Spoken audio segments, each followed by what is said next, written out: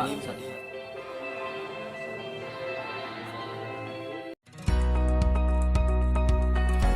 nama saya Asli Furnika Sari, NIM D10211911100. Perkenalkan, nama saya Denis Toza, NIM D10211911103. Assalamualaikum warahmatullahi wabarakatuh. Nama saya Feni Manca Putri, NIM D10221911026. Assalamualaikum warahmatullahi wabarakatuh. Perkenalkan, nama saya Aris Menandar, NIM saya D10221911031. Nama saya Sultan Nabil Nuraidil, NIM D10211911110. Perkenalkan, nama saya Rifki Kardo, NIM D10221911012. Prodi Teknik Elektro.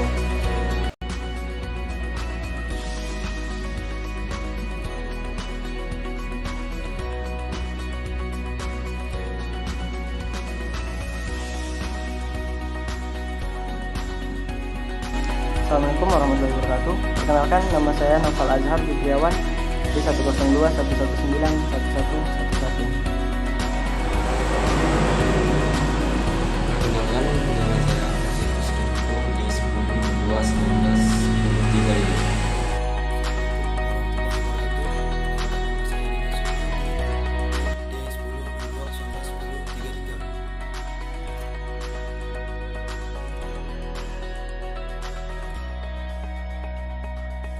Bilangan kompleks.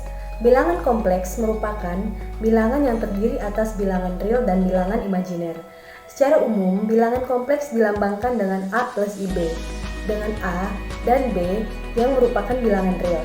Adapun yang menyebabkan bilangan tersebut menjadi bilangan kompleks, yaitu keberadaan I atau dapat disebut sebagai bilangan imajiner. Pada bagian kompleks berbentuk A plus IB, dengan bagian A merupakan bagian bilangan real, sedangkan IB merupakan bagian bilangan imajiner. Bilangan real. Pada bagian sebelumnya telah dijelaskan bahwa bilangan kompleks tersusun dari dua bagian, yaitu bilangan real dan bilangan imajiner. Untuk bagian real berupa bilangan real yang terdapat dalam pembahasan mengenai klasifikasi bilangan. Bilangan imajiner. Selain bilangan real, terdapat pula bilangan imajiner. Bilangan imajiner merupakan bilangan hayalan. Artinya, bilangan ini hanya dapat dituliskan saja. Berbeda dengan bilangan real, bilangan rasional, maupun bilangan bulat yang dapat dipresentasikan untuk mempermudah dalam pemahaman.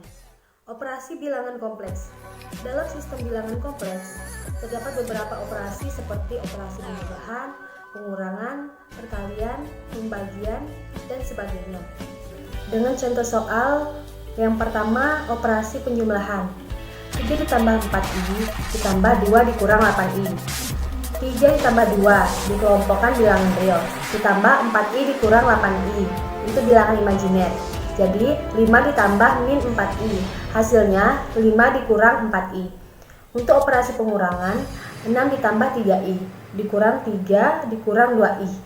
Jadi dikelompokkan dulu hasil bilangan realnya. 6 dikurang 3 ditambah 3i dikurang min 2i dengan hasil 3 ditambah 5i. Tentukan hasil operasi bilangan kompleks berikut. 3i ditambah 3 tambah 5 dikurang 6i, 2i dikurang 4 dikurang 3 kurang 7i. Dengan pembahasannya, kita kelompokkan bilangan imajiner dan bilangan realnya. 3i ditambah 3 ditambah 5 kurang 6i sama dengan 3 ditambah 5 ditambah 3i dikurang 6i dengan hasil akhir 8 dikurang 3i. 2i dikurang 4 dikurang 3 dikurang 7i sama dengan, dikelompokkan dulu bagian bilangan realnya. Min 4 dikurang 3 ditambah 2i dikurang min 7i dengan hasil akhirnya min 7 ditambah 9i. Tentukan bilangan real dan imajiner dari bilangan kompleks berikut. Yang A 3 ditambah 2i, B 4 dikurang 5i, C 10 tambah 3i. Dengan pembahasan 3 ditambah 2i, bilangan realnya yang kita ketahui adalah 3. dengan bilangan imajiner 2i. 4 dikurang 5i, bilangan realnya adalah 4 dan bagian bilangan imajinernya adalah min 5i. 10 ditambah 3i, baik bilangan realnya 10 dan bagian imajinernya 3i. Selanjutnya bilangan kompleks dalam bentuk kutub, pangkat, dan akar. Pertama ada koordinat kutub. Bilangan kompleks Z sama dengan XY dalam koordinat kutub dapat dinyatakan R theta dengan rumus R adalah jarak titik Z ke pusat sumbu O dan theta sudut antara vektor Z dengan sumbu X positif. Bisa kita lihat gambarnya di samping pada gambar 1.5 dan 1.6. Pembahasan hubungan koordinat kutub dengan koordinat kartesius yaitu X sama dengan R cos theta, Y sama dengan R sin theta, dan theta sama dengan R cos tangan X per Y, sehingga Z sama dengan X ditambah Y dalam bentuk kutub. Z sama dengan R cos theta ditambah Y sin theta, R cis theta. R sama dengan nilai mutlak dari Z sama dengan modulus Z. Theta sama dengan argumen Z, maka akan peroleh R sama dengan nilai mutlak dari Z akar X pangkat 2 ditambah Y pangkat 2 adalah bilangan real non negatif karena sin theta dan cos theta adalah periodik, maka theta sama dengan argumen Z, sehingga min pi lebih kecil atau sama dengan argumen Z lebih kecil atau sama dengan pi, atau argumen Z sama dengan argumen Z ditambah 2 kpi, k sama dengan 0 plus minus 1 plus minus 2 dan seterusnya. Pengertian terakhir yang penting terutama bila menghadapi dua bilangan kompleks yang sama yaitu R1 cos theta 1 ditambah I sin theta 1 sama dengan R2 cos theta 2 ditambah I sin theta 2. Bila dan hanya bila R1 sama dengan R2 dan theta 1 sama dengan theta 2 ditambah 2 kpi, k sama dengan 0 plus minus 1 plus minus 2. Di sini ada sifat-sifat argumen bisa kita lihat. Yang pertama Z1 dikali Z2 sama dengan R1 R2 cos theta 1 ditambah theta 2 ditambah I sin theta 1 tambah theta 2 sama dengan R1 R2 cis theta 1 tambah theta 2 dan seterusnya. Dan seterusnya sampai yang ketujuh ada argumen 1 per Z sama dengan argumen Z. Contoh yang pertama bentuk pangkat, hasil kali n bilangan kompleks ZK sama dengan RK I theta K sama dengan RK cos theta K ditambah I sin theta K. K sama dengan 1, 2, 3 dan seterusnya sampai n didefinisikan sebagai berikut. Z1, Z2 sampai Zn dan seterusnya sama dengan R1, R2 sampai Rn. Apabila Z1 sama dengan Z2 sama dengan seterusnya sampai Zn, Z sama dengan Re pangkat 1 theta, maka Z pangkat n sama dengan Re pangkat I theta dipangkatkan n sama dengan Rn E pangkat I n theta sama dengan R pangkat n exp in theta, atau Z pangkat n sama dengan R pangkat n cos theta ditambah I sin theta pangkatkan n sama dengan R pangkat n cos n theta ditambah I sin n theta. Khusus untuk R sama dengan 1 diperoleh cos theta ditambah I sin theta dipangkatkan n sama dengan cos theta ditambah I sin theta. Sini adalah rumus De Moivre. Oke, di sini saya akan menjelaskan kepada teman-teman materi tentang kurva dan daerah pada bidang kompleks. Yang pertama, lingkaran satuan. Lingkaran satuan itu adalah lingkaran berjari-jari satu dan berpusat di titik asal. Direpresentasikan dengan Z sama dengan 1. Yang kedua, itu ada cakram lingkaran. Cakram lingkaran adalah interior lingkaran C, yaitu Z dikurang Z0 kurang dari R atau jari-jari. Lebih tepat disebut dengan cakram lingkaran terbuka, yang disebut juga dengan lingkaran Z0 dari Z0. Adapun yang ketiga yaitu cincin lingkaran terbuka atau anulus terbuka, yaitu adalah daerah antara dua lingkaran sepusat dengan jari-jari R1 kurang dari Z dikurang Z0 kurang dari R2. Terus himpunan titik-titik. Himpunan titik-titik pada bidang kompleks berarti sembarang koleksi titik-titik pada bidang kompleks. Sebuah himpunan S dikatakan terbuka jika setiap titik di dalam S mempunyai suatu lingkungan seluruhnya terletak di dalam S. Adapun yang kedua yaitu suatu himpunan S dikatakan terhubung jika seberangan dua titik di dalam himpunan ini dapat dihubungkan dengan satu garis patah-patah yang terdiri atas terhingga banyaknya ruas garis-garis yang seluruhnya terletak di dalam S. Di sini saya akan memberikan teman-teman contoh soal. Di sini hitunglah 6 kurang 2i dikurang 2 dikurang 5i. Di sini kita bisa menghitung secara analitik dan secara grafik, serta nyatakan bilangan kompleks dalam bentuk titik koordinat kartesius. Cara penyelesaiannya, operasi 6 dikurang 2i dikurang 2 dikurang 5i dapat dikerjakan secara analitik dan secara grafik. Secara analitik yaitu 6 dikurang 2i dikurang 2 dikurang 5i sama dengan 6 dikurang 2 sama dengan 2i ditambah 5i sama dengan 4 ditambah 3i. Ini secara analitik. Dan kita akan mencari juga secara grafik. Secara grafik yaitu 6 dikurang 2i kurang 2 dikurang 5i itu sama dengan 6 dikurang 2i ditambah dikurang 2i ditambah 5i. Secara ini kita mendapatkan hitungan dari analitik dan secara grafik. Selanjutnya kita kembali untuk membuat bilangan kompleks tersebut dalam titik. Oke, tadi sudah kita hitung sama-sama secara analitik dan juga secara grafik, dan kita mendapatkan hasilnya. Setelah kita mendapatkan hasilnya, kita baru bisa membuat bilangan kompleks tersebut dalam sebuah titik. Ini grafiknya yang tadi barusan kita dapat dari min 2 ditambah 5i, 4 tambah 3i, 6 dikurang 2i. Sini saya akan menjelaskan bilangan kompleks dalam bentuk akar. Misalkan Z sama dengan R cis theta, akar pangkat N dari bilangan kompleks Z ditulis Z pangkat 1 per N atau akar pangkat N dari R.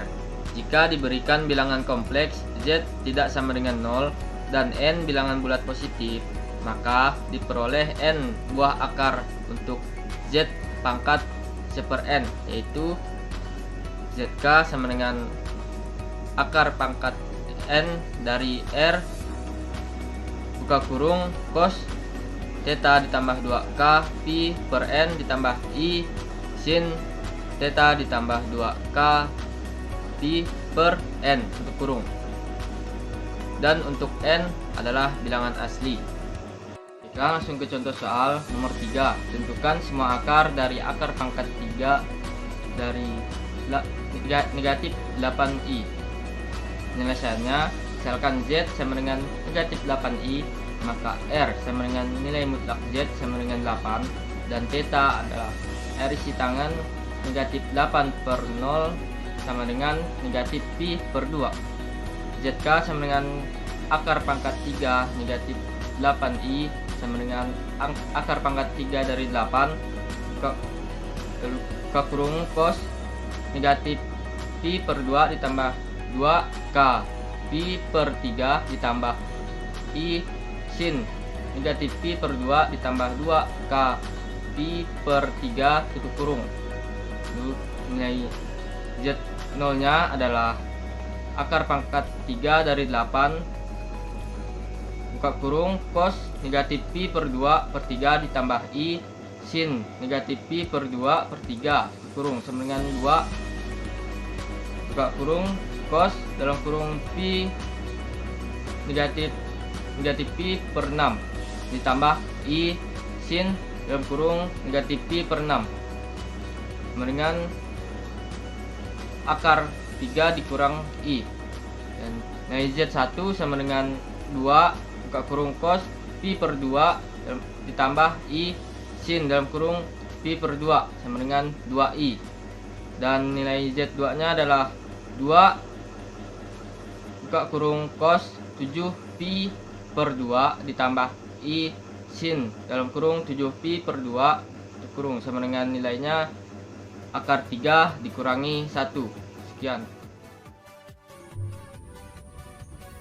Metode substitusi. Metode paling mudah dengan menentukan hasil suatu limit fungsi adalah dengan mensubstitusikan langsung nilai ke dalam fungsi f(x). Syarat metode ini adalah jika hasil substitusi tidak membentuk nilai tak tentu.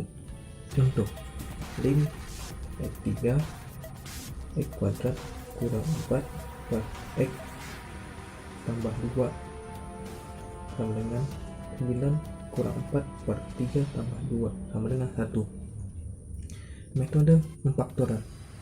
Jika pada metode substitusi menghasilkan suatu nilai bentuk tak tentu seperti tak terhingga, maka fungsi tersebut harus difaktorkan terlebih dahulu sehingga bentuknya tidak menjadi bentuk tak tentu.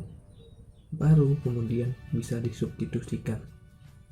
Lim X3 X kuadrat kurang 3X per 2X kurang 6 sama dengan X buka kurung X kurang 3 tutup kurung per 2 buka kurung X kurang 3 tutup kurung sama dengan 3 per 2. Metode perkalian dengan akar sekawan. Metode ini digunakan jika pada metode substitusi langsung menghasilkan nilai limit yang irasional. Fungsi dikalikan dengan akar sekawannya agar bentuk limit tersebut tidak irasional, sehingga bisa dilakukan kembali substitusi langsung nilai. Contoh, buka kurung X tambah 1 tutup kurung buka kurung 1 tambah akar X tambah 2 per min X dikurang 1 sama dengan buka kurung X tambah 1 tutup kurung buka kurung 1 tambah akar X tambah 2 tutup kurung per min X tambah 1 sama dengan min 1 tambah akar X tambah 2 sama dengan min 1 ditambah akar min 1 tambah 2 sama dengan min 1 ditambah 1 sama dengan min 2. Dalam pengoperasian limit fungsi aljabar terkadang nilai X mendekati tak terhingga, sehingga jika disubstitusikan fungsi menghasilkan nilai tak tertentu. Dalam pengoperasian limitnya terdapat beberapa hukum atau teorema limit yang perlu diperhatikan. Yang kedua, turunan.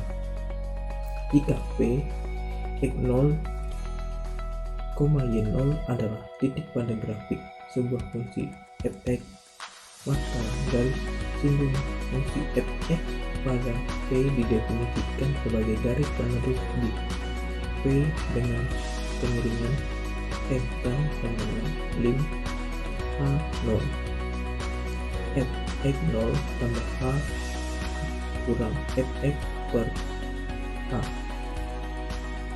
Fungsi fx didefinisikan dengan rumus f aksen x sama dengan m tan sama dengan m sama dengan lim h0 fx0 tambah h kurang fx0 per h adalah disebut derivatif atau turunan yang nilainya pada sumber x dari fungsi fx. Daerah asal atau domain dari f aksen x berlaku untuk sembarang x yang mana limit ini ada. Yang ketiga, fungsi analitik. Jika turunan fungsi f aksen z ada di semua titik z dari suatu daerah ZR, maka f2 dikatakan analitik dalam R yang dinyatakan sebagai fungsi analitik dalam R. Istilah reguler atau teratur dan holomorfik seringkali digunakan sebagai pengganti istilah analitik. Suatu fungsi f aksen z dikatakan analitik di suatu titik z0 jika terdapat suatu lingkaran z dikurang z0 kurang dari delta sehingga f aksen z ada di setiap titik pada lingkungan tersebut. Rumus fungsi analitik dapat ditulis sebagai berikut. W sama dengan f z sama dengan u buka kurung x, y tutup kurung ditambah i v buka kurung x, y tutup kurung. Assalamualaikum warahmatullahi wabarakatuh. Baik, di sini saya akan melanjutkan penjelasannya. Baik, di sini saya akan membahas tentang materi persamaan Cauchy-Riemann. Seperti yang kita ketahui, persamaan Cauchy-Riemann merupakan persamaan yang sangat penting pada analisa kompleks, karena persamaan ini digunakan untuk menguji keanalitikan suatu fungsi kompleks.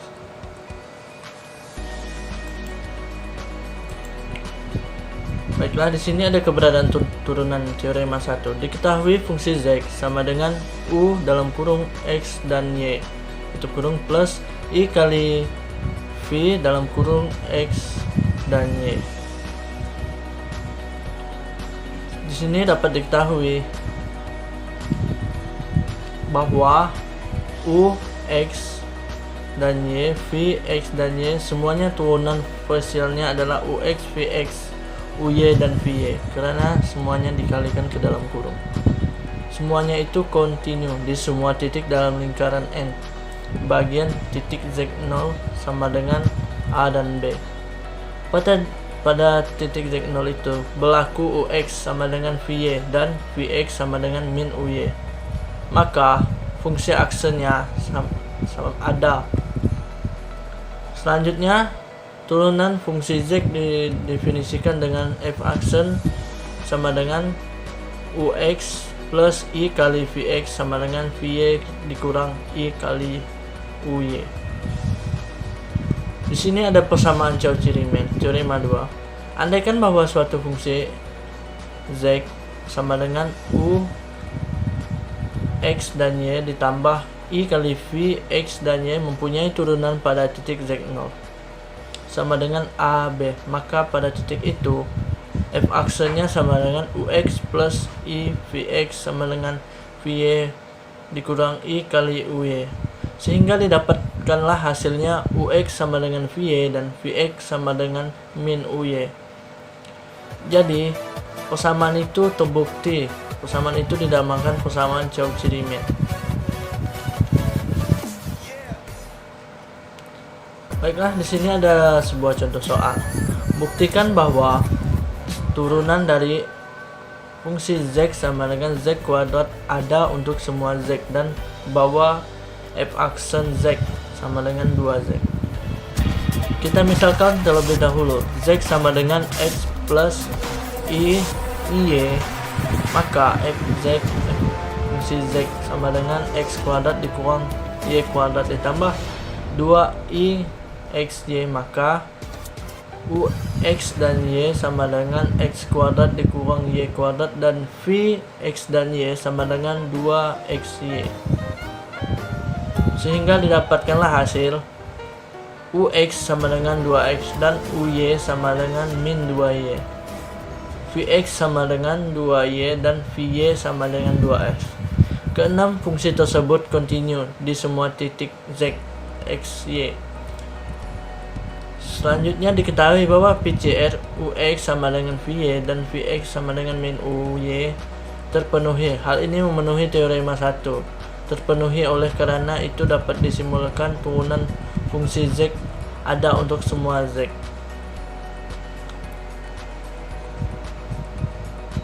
Jadi hasilnya dapat didefinisikan terbukti.